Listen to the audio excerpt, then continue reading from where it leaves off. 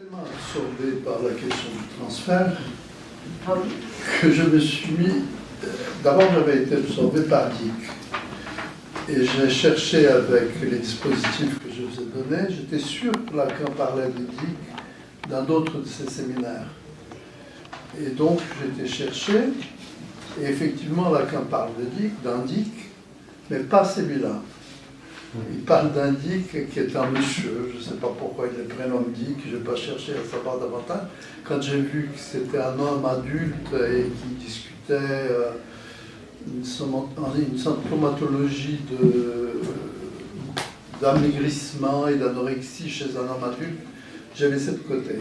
Mais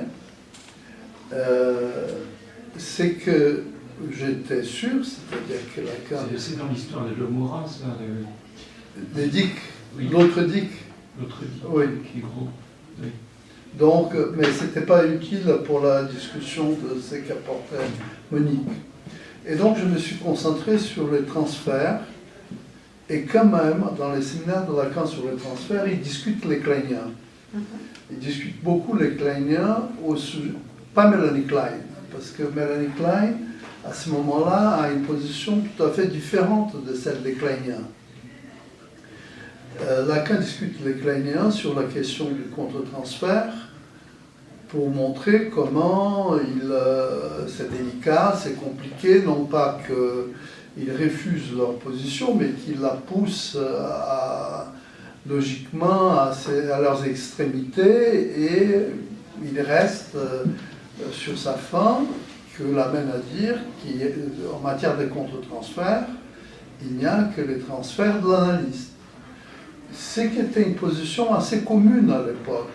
Ce n'est pas très l'originalité de Lacan dans sa discussion des kleiniens dans les séminaires sur le transfert n'est pas de signaler cela, puisque cela, et c'est que la plupart des analystes un peu visés à l'époque disaient, et que Melanie Klein refusait catégoriquement. Elle ne voulait pas entendre parler ni de contre-transfert, ni de transfert de l'analyste. Pour elle, l'analyste observait et c'était objectif. Winnicott, Paula Heim, tout le monde s'écarte de Melanie Klein autour de cette question de contre-transfert et Lacan acquiert une position absolument kleinienne. Lui non plus n'accepte pas les contre-transferts, mais il va introduire, ce que ne fait pas Melanie Klein, la question du désir de l'analyste. Qui, à mon avis, on pourrait rattacher à ce que dit Ferenczi au sujet du repérage par l'analyste. Ferenczi parle d'une métapsychologie des positions de l'analyste au cours même de la cure.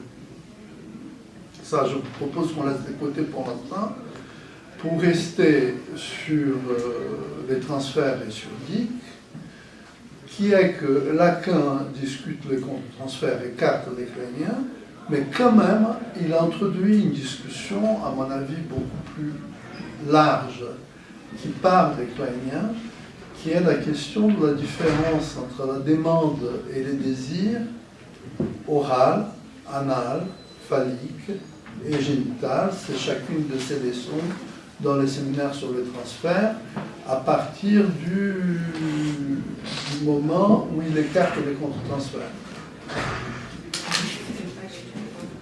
Page 253, oral, anal, génital, et il continue jusqu'à introduire le symbole phi. Et je pense que ce serait intéressant qu'on puisse, à un moment donné, parler de l'évolution de Lacan entre les moments où il commente cet article de Melanie Klein sur la formation du symbole et le développement du moi, c'est son titre, non? Et l'introduction par Lacan du symbole phi, son développement au sujet du phallus, à partir de la discussion qu'il fait de oral, anal et phallique en termes de différenciation entre désir et demande.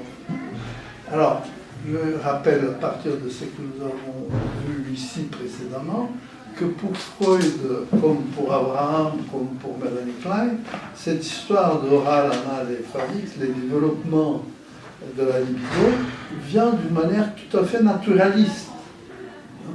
La seule critique à cela, c'est faire un clic et dire mais il n'y a jamais eu des hystades séparés comme ça, tout ça va ensemble, c'est les mots horribles qui créent de l'amphimixie, tout va ensemble. Mais Lacan apporte une révolution véritablement dans cette perspective qui est celle de... Il sort du naturalisme pour introduire la notion de les jeux entre désir et demande. En montrant comment les désirs et demandes sont tout à fait autre chose qu'un développement naturel. Ils sont pris dans les signifiants et des sexes circulent entre la mère et l'enfant. Je rappelle, Lacan prend l'identification projective du point de vue de la mère et non pas du point de vue de l'enfant.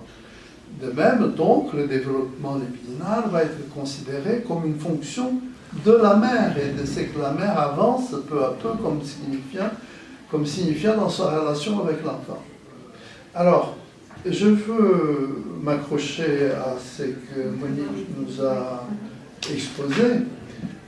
Quand tu dis que Lacan propose qu'en aucun cas l'analyste doit se départir de la position du grand autre, je pense que quand Melanie Klein interprète Dick, en vérité, elle est dans un jeu, elle est dans une flexibilité entre les grands autres et les petits autres. Et le petit autre ou le moi? Ouais. En bas, c'est le moi. Ouais. Elle est quelque part. Oui, mais c'est aussi le jeu du transfert. Oui, c'est ça. Lacan le dit là dans ce séminaire, oui, tout à fait. D'accord. Cette flexibilité, c'est le jeu du transfert. Mais s'il dit en aucun cas on peut se départir de la position des grands autres. La position initiale au départ, quand le sujet vient s'adresser à l'analyste. C'est d'ailleurs, à mon avis, se ressent très bien un sujet s'il est en face d'un analyste ou pas. Ou si une analyse peut démarrer.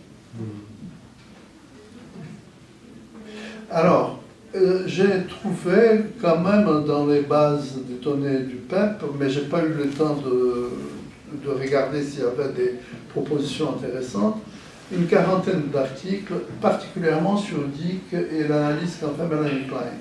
J'ai rapidement pioché deux parce que c'est des gens qui, en général, on se réfère. Un article de Toustine sur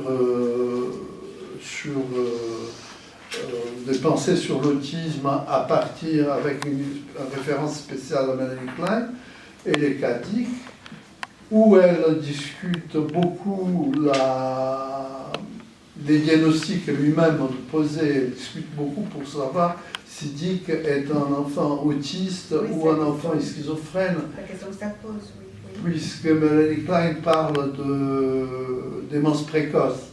C'est pas, en vérité, à l'époque, quand Bleuler va utiliser pour la première fois les termes d'autisme et d'autisme infantile, il y avait un Italien, Sanctus de Sanctis, qui avait proposé la notion de démence précocissime pour parler des troubles de l'enfant. Des troubles de l'enfant.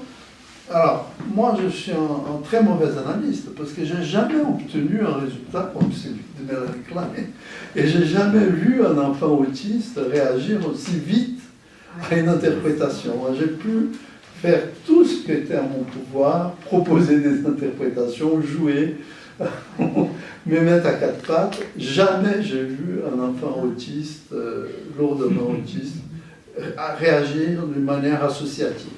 À quoi que c'est ça que j'ai dit. Je suis très admiratif. Il était peut-être prêt à recevoir cette parole, qui a fait sens.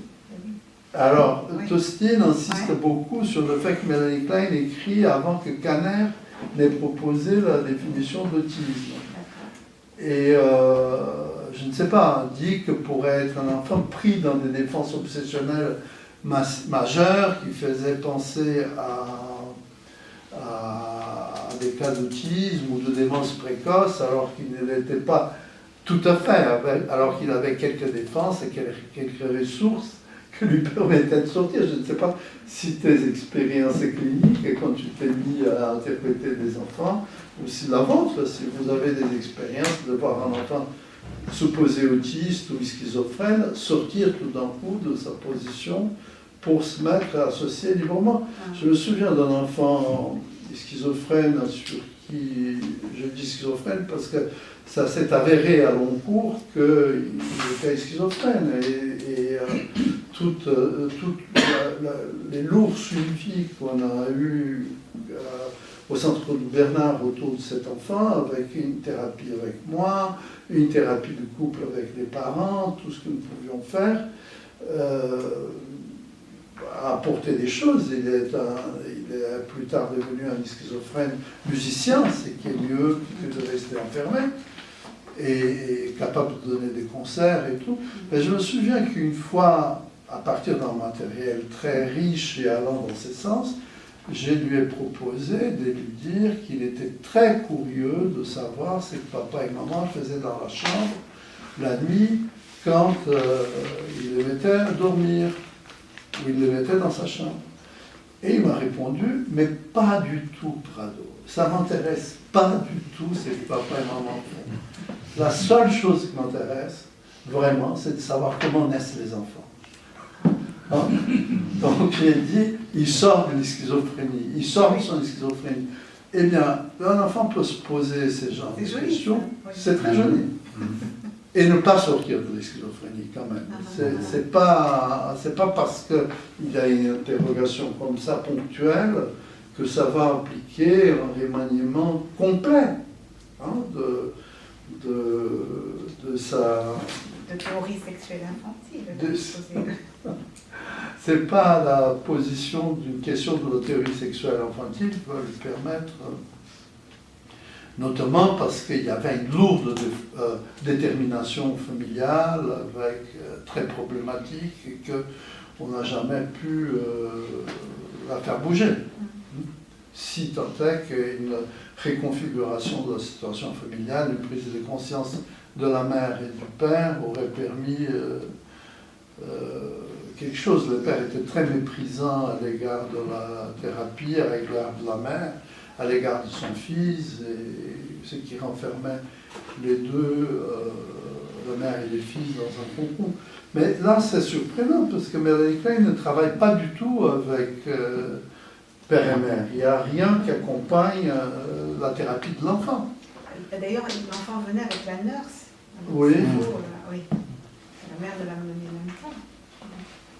Alors, ce que je pourrais faire pour une de nos prochaines réunions, c'est de voir comment Grosse-Courte, qui a écrit une très impressionnante biographie de Mélanie Klein, comment elle a reconstitué les traitements de cet enfant.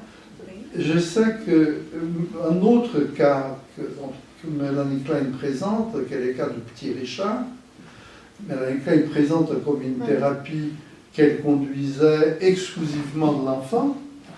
En vérité, c'était des voisins. Hein, donc, c'est celui qu'elle a suivi à Londres pendant qu'il y avait les bombardements? Oui, pas à Londres. Et après, en dehors, justement. Oui, c'est ça. Oui. Et quand ils sortent de Londres, quand Mélanie Klein sort de Londres et la famille de l'enfant aussi, ils étaient voisins. Donc, elle était amenée pratiquement à assurer une présence auprès de la mère et du père, ne serait-ce que des relations de voisinage.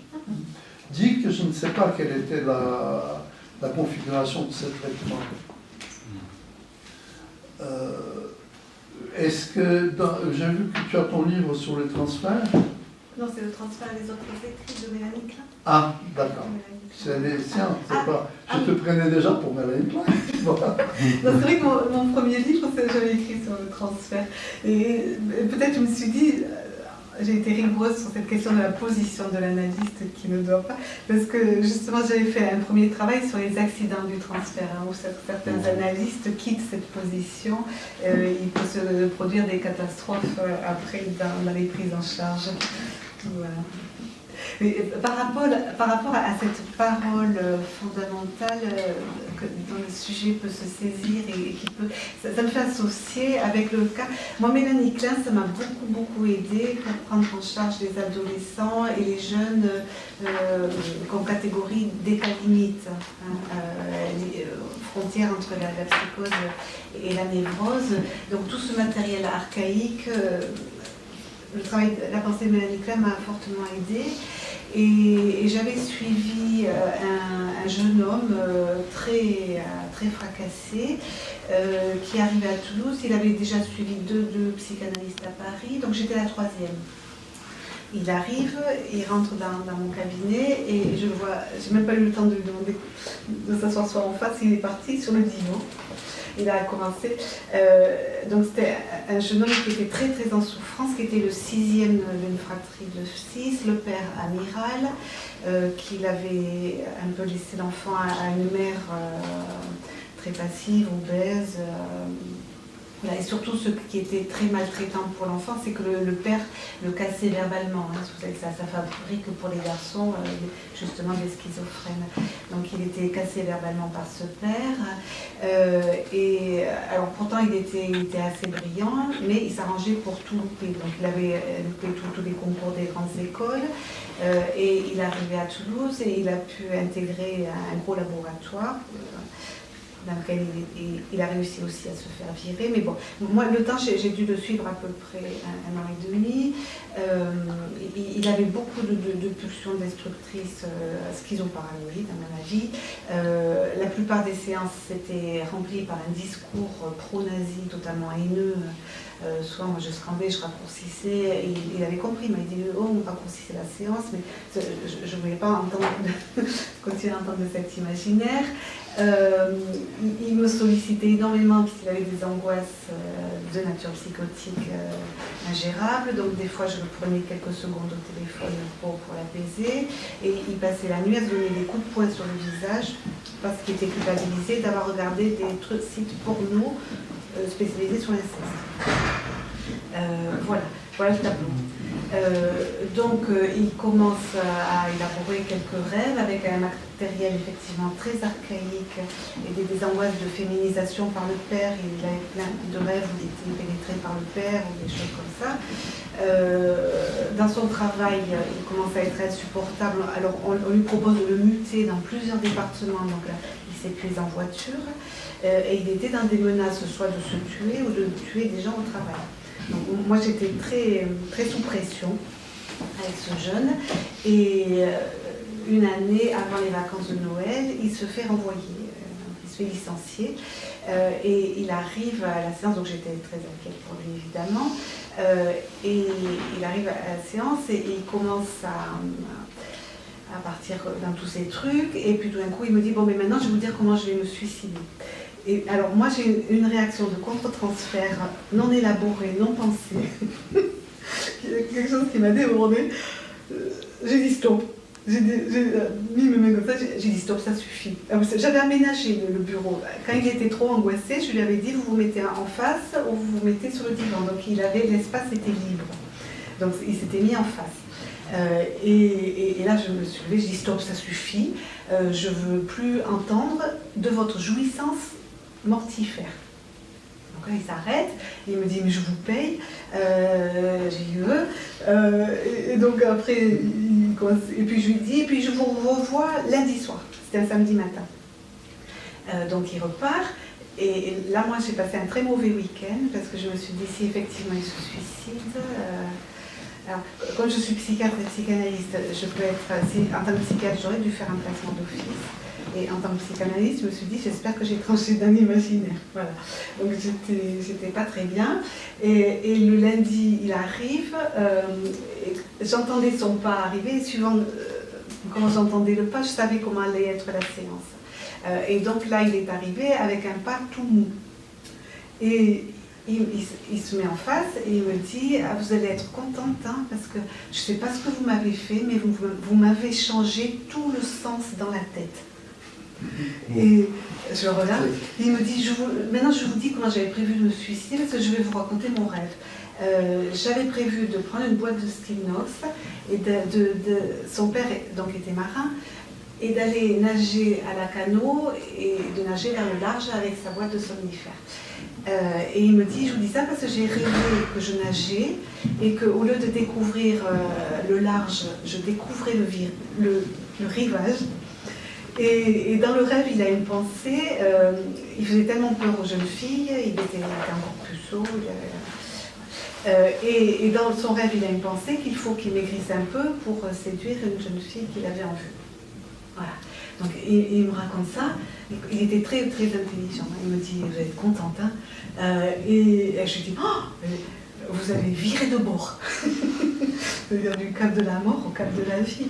Et là, cette interprétation-là, il s'est effondré, en pleurs, et il m'a dit, mais vous savez, j'ai pas envie de mourir. J'ai dit, oui, je sais, mais là, ça a été un moment très fort pour tous les deux. Voilà. C'est un moment qui me travaille encore. J'ai écrit des articles sur les états limites à partir de ce cas, mais ça me travaille encore. Je me suis dit, qu'est-ce qui a fait effet dans mes mots? J'en discutais l'autre jour avec des collègues, ils m'ont dit, tu as parlé de jouissance, de la question du sens, donc je lui ai changé tout le sens. Qu'est-ce qu'il a saisi, voilà. Et aussi peut-être le stop, l'arrêt dans l'imaginaire. Hein, et donc ça a permis qu'il reprenne un travail plus apaisé, malgré le licenciement, donc il tient debout. Et quelques mois plus tard, il est parti à Paris. J'ai eu beaucoup de mal pour trouver un confrère qui veuille le prendre en charge, mais finalement il a trouvé quelqu'un et il est dans un travail stable à Paris. Il a pu s'acheter un appartement, donc il peut tenir la route. Tout son matériel onirique de fantasme c'était écrit dans des angoisses de féminisation par le père. Ah oui. Hein, d'être par le pénis du père.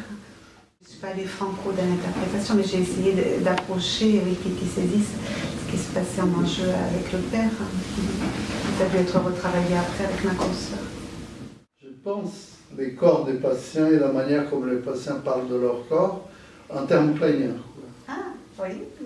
C'est toujours par rapport au jeu d'introjection, de projection, de qu'est-ce que... D'ailleurs, Tostine, elle passe beaucoup de temps dans son article sur Melanie Klein en train de discuter si cet enfant était autiste ou schizophrène. Mais quand elle sort de cette discussion, en mon sens, passablement inutile, elle va vers cette autre question, à savoir l'auto-érotisme.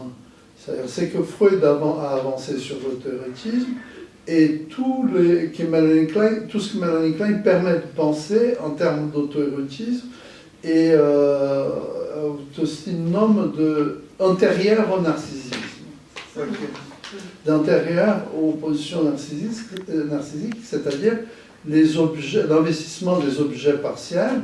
Je pense que c'est ça aussi que Lacan retient de Melanie Klein, c'est qu'il appelle agalma, et il donne ses noms, il a toute une leçon de séminaire sur le transfert. C'est l'objet petit a, l'objet agalmique. Oui, mais qu'il assimile beaucoup aux objets partiels de Melanie Klein. Sauf que j'ai l'impression que l'objet petit a, vous connaissez mon développement, c'est le développement auquel je procède toujours. Klein, c'est le nom de l'objet petit a. Dans ce sens, ce que je te disais, dans ce sens, Lacan parle de Melanie Klein dans 22 de ses 24 séminaires. Quand il commence à quitter Melanie Klein, il passe à Félix Klein, et à la bouteille de Klein, de manière que je pense que la bande de Möbius et la manière qu'a Lacan... Lisez, essayez de lire l'article de Suzanne Isaacs sur l'introjection et la projection. Je pense que Suzanne Isaacs le parlera sur l'introjection et la projection, avec ce que Lacan dit de la bouteille de Klein à côté, avec ce que Lacan dit de la bande de Möbius à côté. Vous verrez que cette histoire d'intérieur et extérieur est exactement c'est que les kleiniens décrivent en termes d'introjection et projection. Et Klein n'est pas un nom propre pour Lacan. À mon sens, Klein est un signifiant que désigne, si on suit les parcours du nom Klein dans l'œuvre de Lacan, peu à peu il y a une dépersonnalisation du nom et ça devient un signifiant qui indique l'objet petit a. Hein? Klein, petit. Mélanie Klein est celle qui amène un objet petit a. Avec cette différence que pour Mélanie Klein, les objets partiels sont un pur investissement du sujet, alors que pour Lacan, l'objet petit a est pris dans les jeux de la circulation des signifiants. L'objet petit a est nommé par la mère, par le père, par l'enfant. Enfin, c'est des signifiants qui circulent. Pénis pour les garçons, pour Mélanie Klein, c'est une découverte du corps. Pour Lacan, c'est un signifiant. Sein ou sel, pour Lacan, c'est des signifiants. Donc, il procède à une, c'est les mots qu'il invente, à une signifiantisation de ce que Jones ou Mélanie Klein considèrent comme purement objectales. Les relations d'objets, pour Lacan, c'est des relations signifiantes, avant tout. Les patients, quand ils commencent à parler de son corps, quand il évoque son corps, c'est comme s'il était pris dans son corps, comme s'il était prisonnier de son corps, et qu'il était incapable d'imaginer comment son corps lui a été signifié dans ses relations. Un patient qui est pris dans des problématiques alimentaires, par exemple, si on peut le dégager de là pour l'amener à voir comment les histoires de nourriture ou de manger, ne pas manger, hygiène alimentaire, étaient circulaires dans leur famille, à ce moment-là, on découvre des choses assez impressionnantes. Des mères qui ont des pratiques nourricières absolument meurtrières. C'est-à-dire, je me souviens d'un patient qui parlait de comment sa mère l'étranglait pour le forcer à ouvrir sa bouche et lui enfonçait ce qu'il n'aimait pas manger de force. Par exemple, c'était un viol oral où la parole était court-circuitée en termes de par un passage à l'acte, par exemple. Et comment peu à peu tous les signifiants relatifs au corps, comment les parents, comment la mère regardent les pénis ou se réfèrent au sexe, hein, que ce soit pour le garçon, que ce soit pour la fille, les mots qui se réfèrent au sexe et qui font partie d'un jeu entre mère et enfant, notamment à l'occasion des soins de propreté. Enfin, comment tout ça est amené et sort de la du pur objectal kleinien. Je pense que ce que Lacan amène, même Winnicott ne le considère pas de cette manière. Winnicott peut le considérer comme transitionnel, mais il ne laisse pas ou il ne souligne pas suffisamment le rôle de la parole. C'est ce qu'ils font Lacan et les lacaniens, avec des sorts divers.